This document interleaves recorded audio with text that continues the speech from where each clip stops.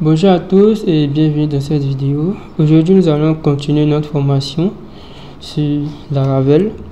Dans cette vidéo, nous allons voir comment démarrer un nouveau projet. Mais avant, on va aller dans le dossier qu'on avait déjà configuré dans la première vidéo. Donc, on va dans Dislocal C, exemple. Ensuite, on va dans htdocs. On avait créé un dossier Laravel-tutoriel et on avait déjà configuré un domaine virtuel sur ce dossier, sur le dossier public. Ce que nous allons faire, nous allons supprimer d'abord. On va supprimer et une fois qu'on a supprimé, on va copier l'ensemble du répertoire et nous allons démarrer le CMD, l'invite de commande. On va démarrer le CMD, on va faire CD et je vais coller le répertoire et c'est ici que nous allons démarrer un nouveau projet avec la commande de Laravel.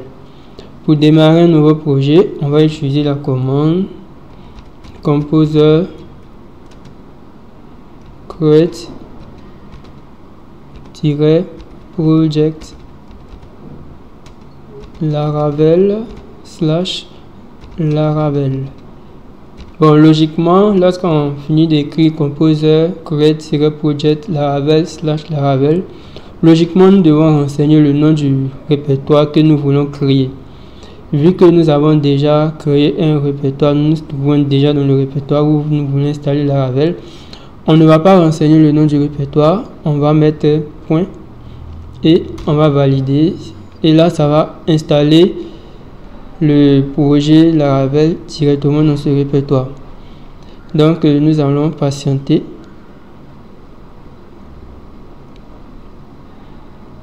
On va patienter. Vous voyez que pendant que Laravel est en train d'être installé, vous voyez que ça a installé plusieurs répertoires directement. Donc, on va patienter ici.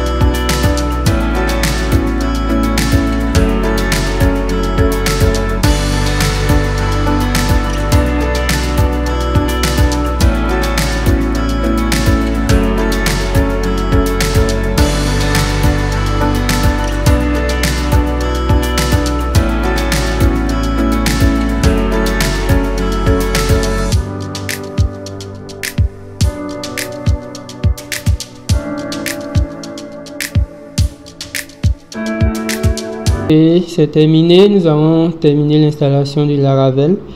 Déjà, vous pouvez ouvrir le répertoire et voici l'ensemble des fichiers de Laravel qui sont là. Et nous allons ouvrir le répertoire de Laravel avec Visual Studio Code. Bon, ce fichier n'existe plus. On va dans File. Ici, on va faire Open Folder et nous allons ouvrir le répertoire. Donc on va venir sélectionner tutoriel Laravel et je vais ouvrir le dossier.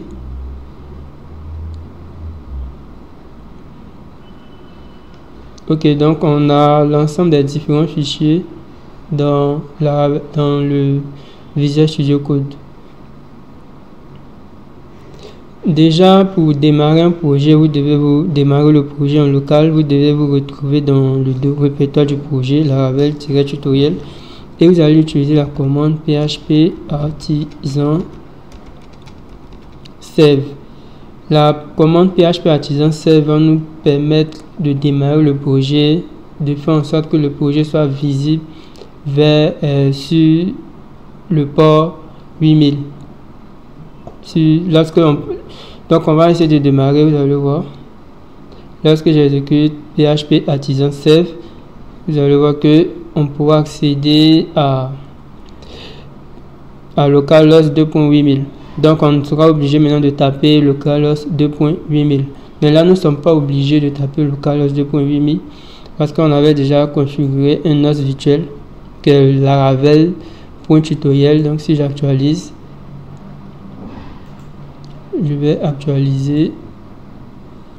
Vous voyez, lorsque j'actualise, on a l'interface de Laravel qui est là. Et lorsque je vais sur localhost 2.8000, je vais ouvrir un nouvel onglet. Localhost 2.8000. Et je valide. On a aussi le même interface. Bon, là, moi, je préfère travailler sur localhost. Je préfère travailler ici que de travailler sur localhost 2.8000. Comme ça me permet au moins de ne pas démarrer le terminal, l'invite de commande. Parce qu'avec l'invite de commande, on va devoir exécuter des commandes comme PHP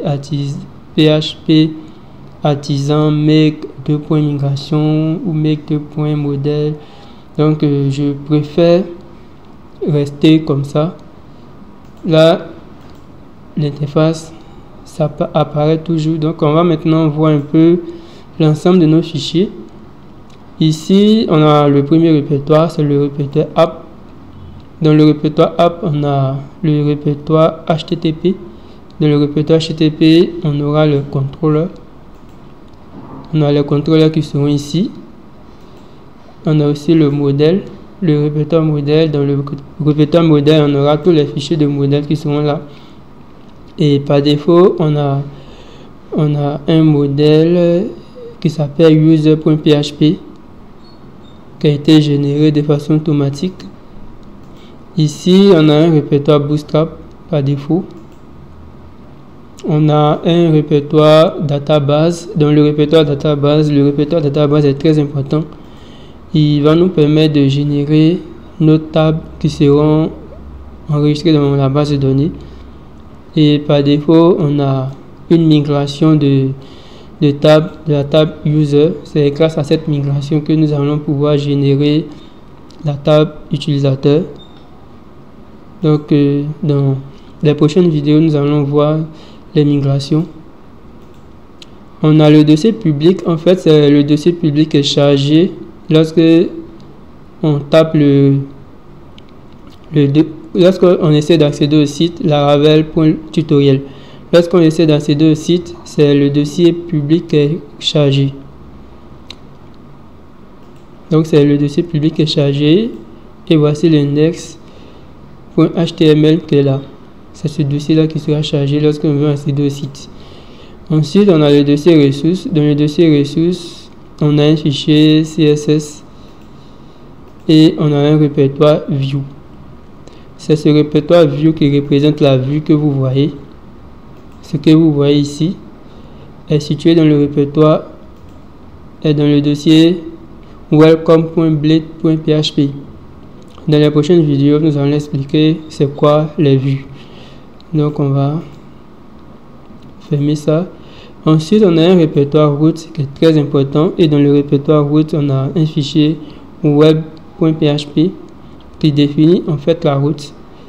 Et la route, dans la route slash, c'est-à-dire le répertoire racine du site, on va retourner une vue qui est welcome.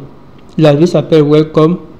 Et Laravel va aller rechercher la vue qui se trouve dans le fichier view et qui se nomme welcome.blade.php. Ici, on ne va pas renseigner .blade.php, on va juste renseigner le titre welcome ici.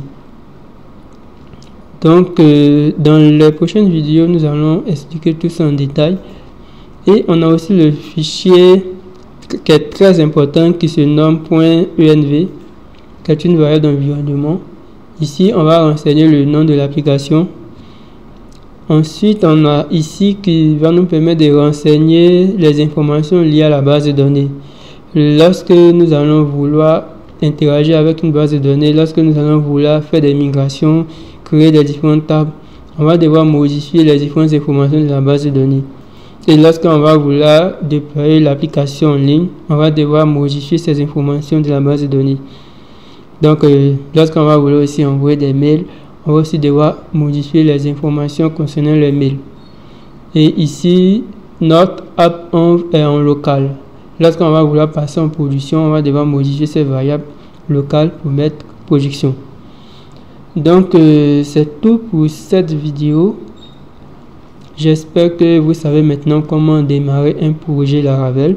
Surtout, restez abonnés et il y a d'autres vidéos qui viennent où je vais expliquer un peu en détail chaque fonctionnalité de Laravel.